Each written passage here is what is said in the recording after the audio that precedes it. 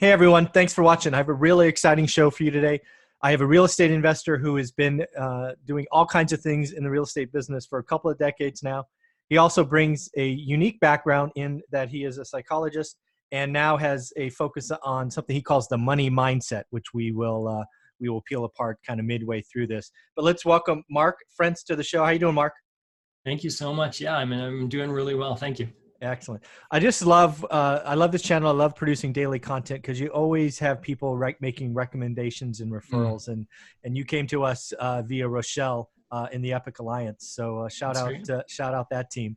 Why don't you introduce yourself a little bit more about who you are, Mark, what you've been doing in real estate business, and we'll go from there. Yeah, really quickly. I bought my first property when I was 19 years old. Didn't know what I was doing. At the time, it was really easy to pick up a deal and just transfer the agreement over to me without any qualification or anything. Rules have changed drastically since then. So yeah, didn't know what I was doing. Bought a property and thought, oh, I just hold on to this property forever and it makes money for me. Didn't understand positive cash flow. Didn't understand a lot of things. Took off, lived in Sweden for a while, lived in China for a decade or so, came back. Wow. And when I came back, my wife and I were figuring out what do we do back here now? If we've got certain goals, we talked about our goals, we've got certain goals, how are we going to realize these goals? And really what it came down to every single time was real estate is the way, as far as we understand, that any person, no matter where they come from, no matter what their background is, no matter what they've experienced in life, can make a lot of money and ridiculous amounts of money. It's fantastic, excuse me. So I started researching a little bit more and realized, wait a second, I actually don't know as much as I thought I know. Yeah. So I ended up doing a crazy amount of research, hiring mentors in my life. That's a huge part of my life.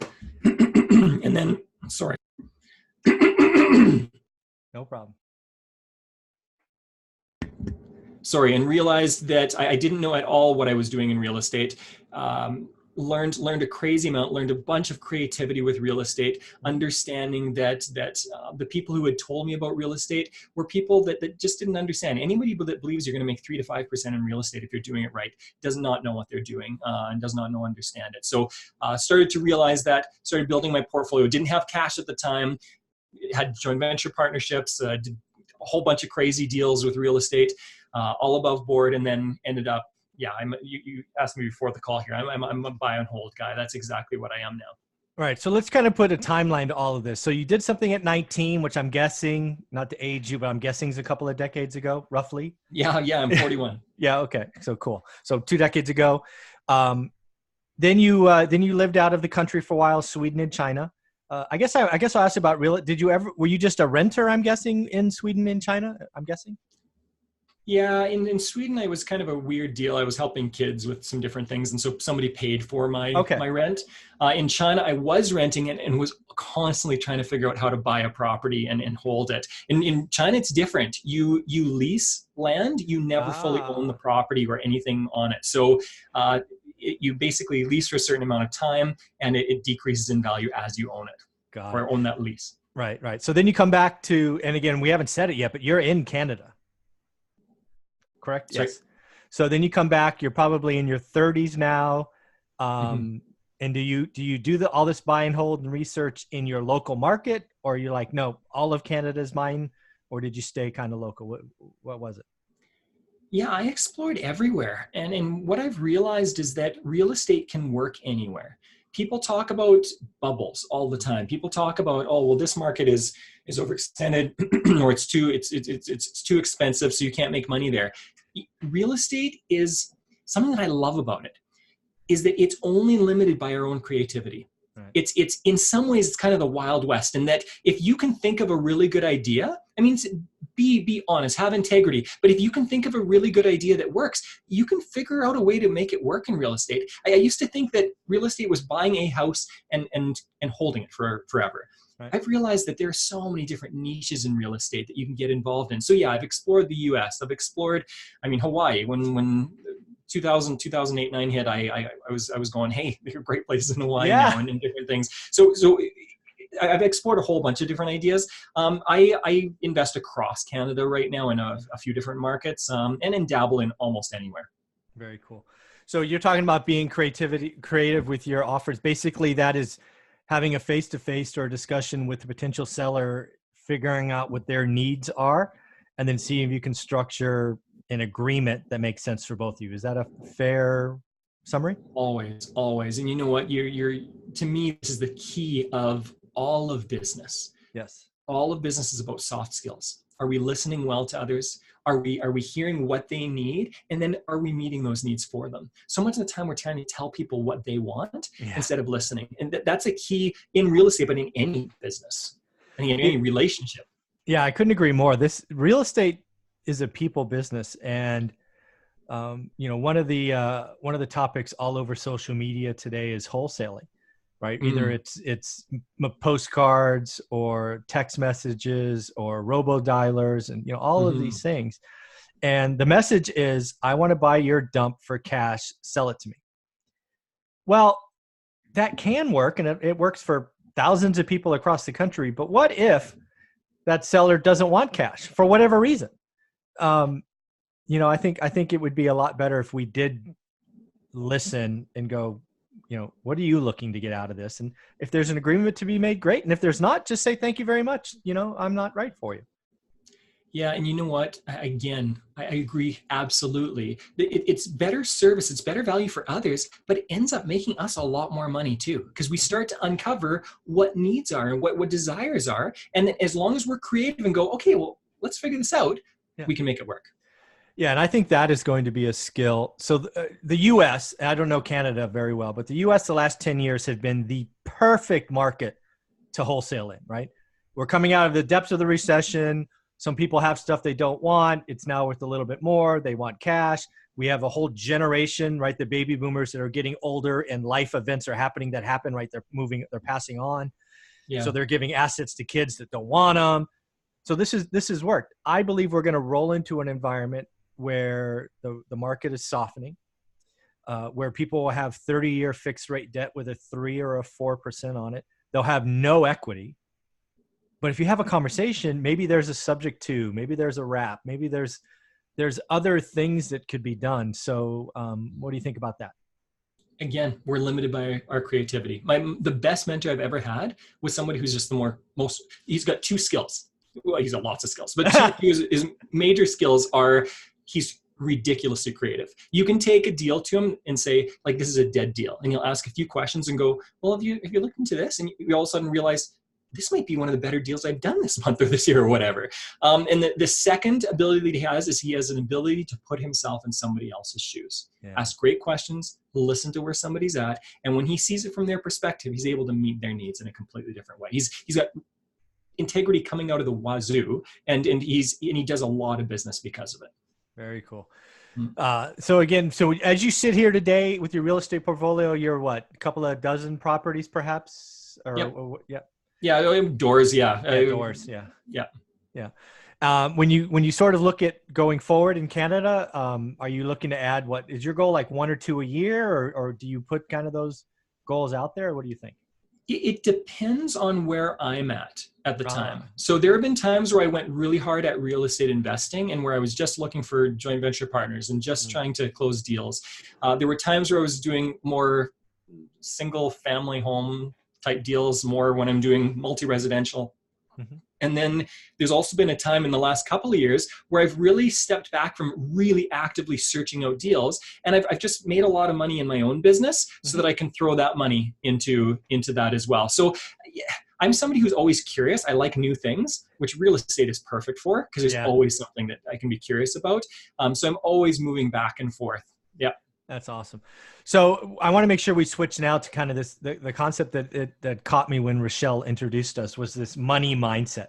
Why don't you define that first before I kind of, dive in? What is the money mindset in your mind?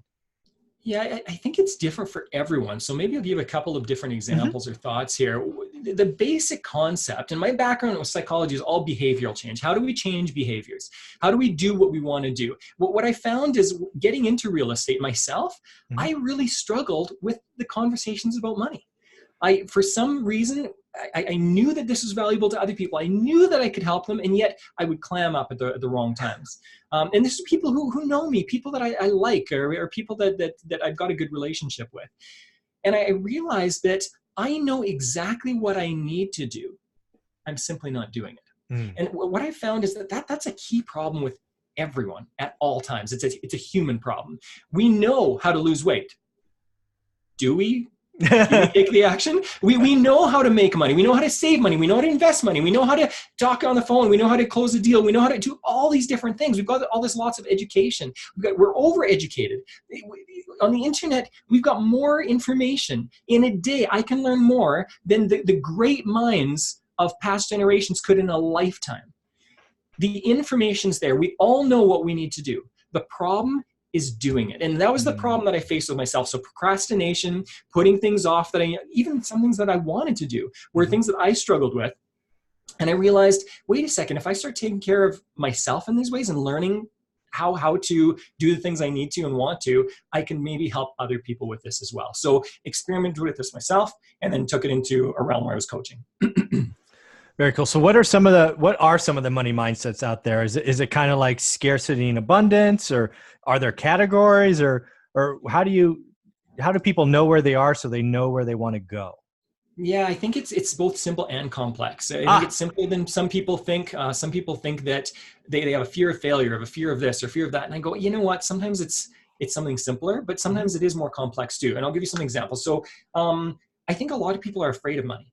In North America, we have been trained to give to others, to bring value to others. And if you go to the media, so much of the media, and I'm not railing against the media, but so much of the media is focused on those rich, bad people. Right.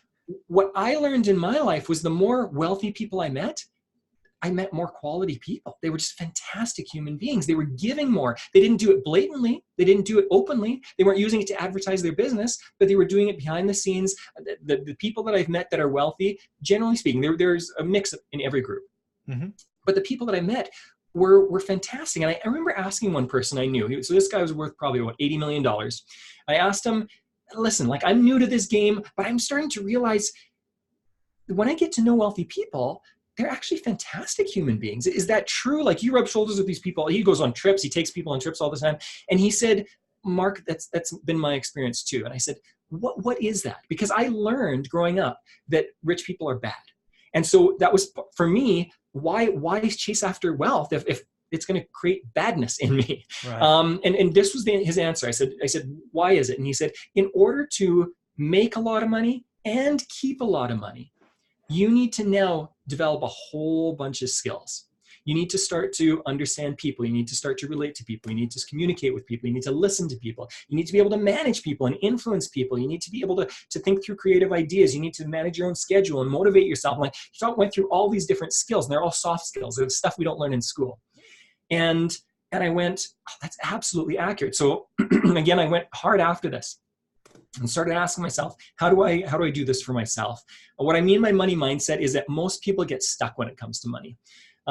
Most people, even if they've got a deal in front of them and everything's good and people go, I want this, they'll still stop themselves because they think there's something wrong with money.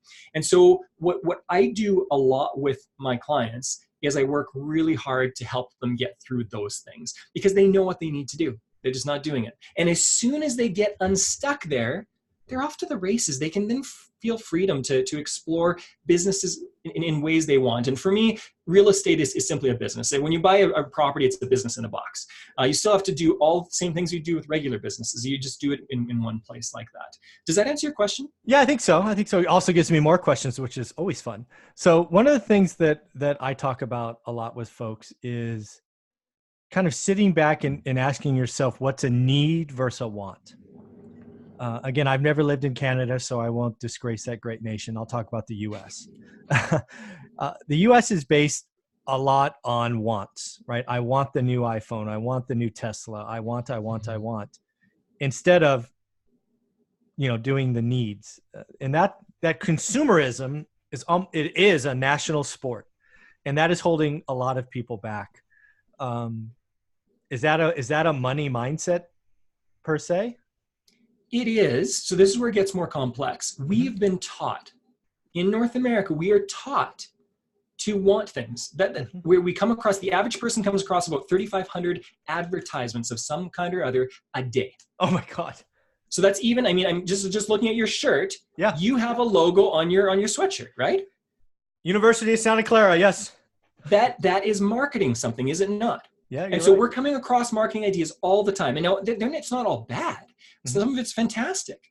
But to realize that we're coming across that every day is really, really valuable, because we are being influenced. There's information coming into our minds constantly every day of our lives.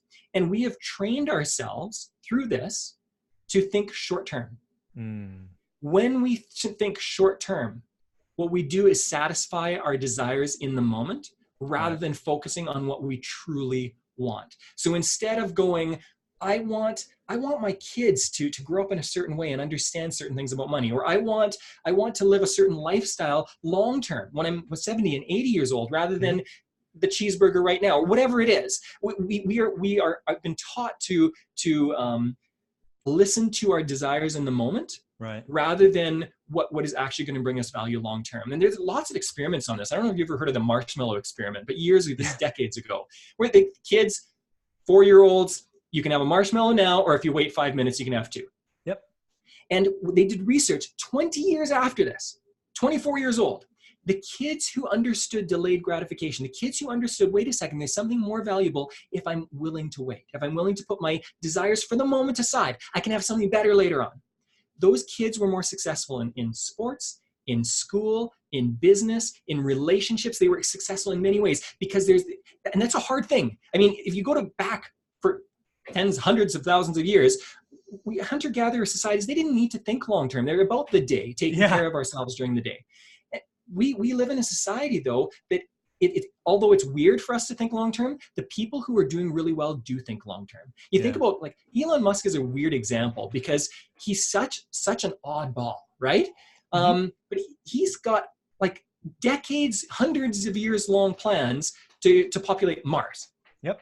The cool thing about that, whether you agree with it or not, and I'm sure that I probably don't agree with everything with Elon Musk, but whether you agree with it or not, he's doing amazing things now because he's thinking about the future. And he's able to put together amazing business ideas now that people can't even fathom the value of, because he's thinking about the future. So coming back to the money mindset, absolutely. But I think it's more complex in that we've been training ourselves to think short term and satisfy short-term desires rather than look to our long-term needs.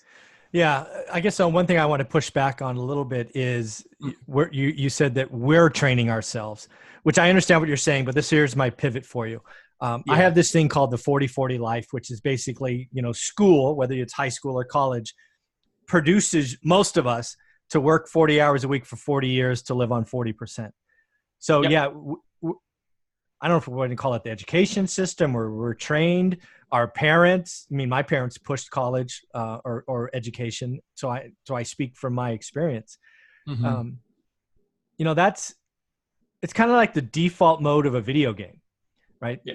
If you don't do anything, you're going to roll into the 40-40 life. And it's just like your marshmallow, right? If you get it and you're willing to delay 5 minutes and you have 2 marshmallows, that's powerful. So how do we train? How do we train delayed gratification or thinking long-term? Because we're taught coming out of school, go get a job, work for 40 years, put your 401k and hope it all works out. That's not a great ending for most of us. Here's I'm going to give you a really odd answer. I'm an odd person myself.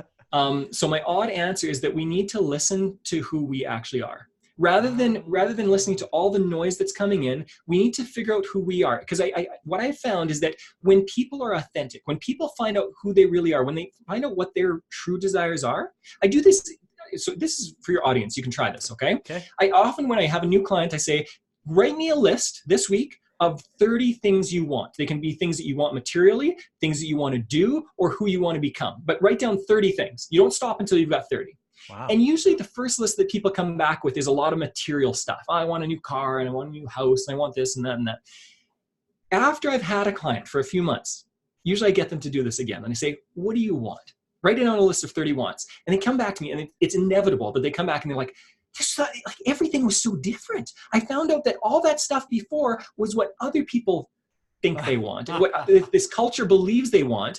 And as I've gotten to know myself, I've realized I actually want completely different things. I want value in relationship. I want longevity of investments. I want something that's taking care of me so I can spend my time and energy with the people that I want to spend time with and doing the things that I want to do. I want to invest in people. I want to make this world a better place. That's often the answers that I get back. And I find that the more we get to know ourselves, the more we realize, oh, so the way school was and what the popular kids did and whatever it was, and there's no blame on things here. It's a mix of what our culture teaches and what our school teaches and what media teaches us and how we are willing to accept that. I find that the people who are really successful are often the weirdos. The people who go, you know what? I don't agree, and I'm going to be different, and I'm okay with that.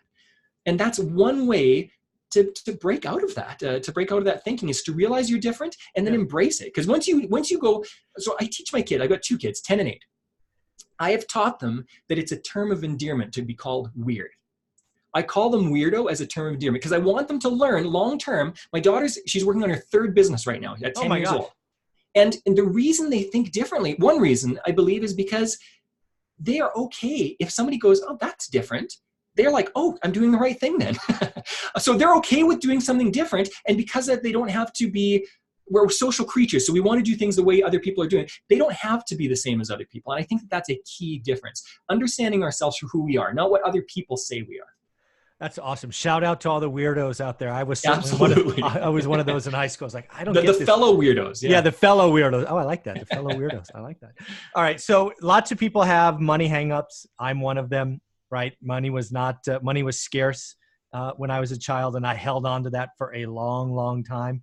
Mm-hmm. What do you say to folks that are kind of at that point where they really have the scarcity mindset, which is something I had certainly in my teens and in my 20s? What do you kind of bring them, just because that's personal to me? Yeah, so something more on the practical side of things. I'll give anyone that's watching this or listening to this a way to get more out of this or understand themselves better. Number 1, start asking yourself what you've heard about money growing up and as an adult. Start paying attention. As soon as we take something from our unconscious mind and start making it conscious, we think about it, we start realizing, oh, wait a second. So when somebody says filthy rich, that actually teaches us something. It teaches us that wealthy people are dirty in some way. Yeah. When we hear those statements, then we'll start to understand, oh, this is why I believe, or at least part of why I believe. Then what did you see? What did you have modeled growing up and even around you all the time? So again, when you watch a show and it's all about the bad rich people, what is that teaching you? If your parents struggled with money, or if they thought about money, or if they, one was good and one was bad with money, or if they were terrified of money, whatever that is, that taught us in different ways. So it brings more self-awareness. Thirdly, what have we experienced with money? So we have a brain that's conditioned to have the fight or flight response when we feel we're in danger, whether we are or not. And so at times, if I've made terrible choices with money in the past, I've done crazy things on the stock market or whatever, trying to understand, and lost tons of money. And those experiences have taught me. Now, initially, what they taught me was, whoa, just stay away from money because it's too scary. And that's what a lot of people do, is just like let somebody else handle it. The fact is that the more we handle money ourselves, the more we understand it as a tool. That's all it is. It's a tool. I've got a water. It's empty right now, but I've got a water bottle here. And if I took this water bottle and I went out bashing people over the head with it full of water, it's a tool of destruction. I'm hurting people, maybe killing people this way. Or I could take this bottle, fill it with water, and go to the desert and give it to somebody who is dying. Now, it's the same tool. The tool is not good or bad. It's just a tool.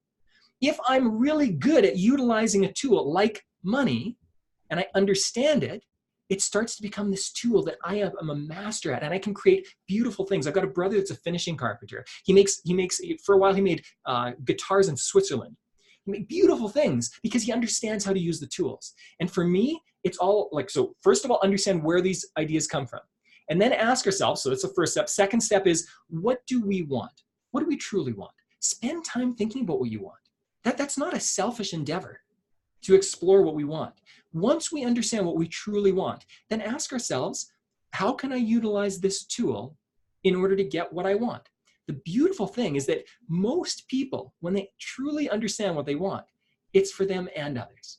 And just the way you started off this podcast was beautiful, Michael, because you talked about, hey, how do we help others? How do we meet their needs? When we go to a house, find out what they need and be willing to invest some time and energy. Don't kick the door down, ignore them as soon as they don't have what you need. Find out. And as you do that, we become people who are super valuable to others. And the more value we can bring to others, the more money we make. It was Zig Ziglar, right? If you can if you want more, just give other people more. Like, exactly. Help other people get what they want and you'll get what you want, right? Yeah, exactly. Well, Mark, this has been so much fun for me. We're going to definitely talk again. How can people follow you, check you out, learn more about you? Because you have a lot of stuff going on. Yeah, I've got crazy amounts going on right now. Maybe the best way is to follow me. There's Facebook. You can go to Mark Frentz Coaching. If you go to Instagram, you can go to Mark Frentz. The best way, you could go to my website, markfrentz.com. But yeah, I mean, feel free to reach out to me. I'm happy to give my email address or my phone number. If so many people have helped me in this journey. Yeah. And without, I would be such an awful human being if I did not help others. And I love helping others. So if somebody's interested and curious, reach out to me. I'm happy to have a conversation. If somebody's serious about learning and growing, I'm always happy to help them out. Well, I know you're authentic. I know Rochelle really well, and she says some great things. So please give your email address, because people watching this channel are thinking about money. Some still, like I was in the beginning, scarce, others abundance. But we all need to ask ourselves some hard questions. So what is your email address, Mark? Yeah, it's Mark with a K, mark@markfrentz.com. My last name is spelled Frentz. Excellent, Mark. This has been so much fun. I appreciate you giving me some time, and thank you so much for giving back. Yeah, I enjoyed the talk. Thanks, Michael.